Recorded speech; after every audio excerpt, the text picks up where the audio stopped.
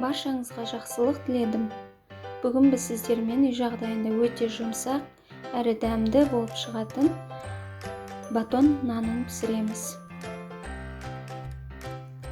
Ол үшін жылы сүт, тұз, қант және ашытқымызды салып араластырамыз.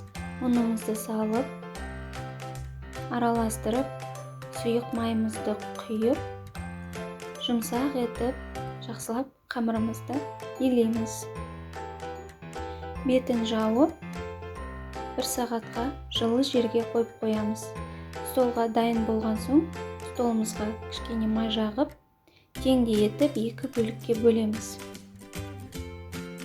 Оны қатты жұқа қылмай жаямыз. Видеода көрсетілгендей орап, шет-шеттерін жақсылап бекітеміз. Табамызға май жағып, нанымызды қойып, тағы да 15 минутқа тұндырып қоямыз.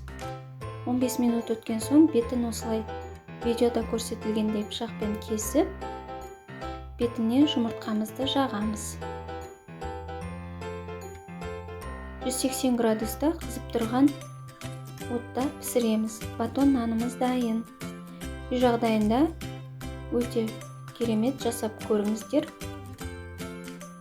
Міндетті түрде. Видеоны соңына дейін көрген болсаңыз, лайк басып, пікір қалдыруды ұмытпаңыз.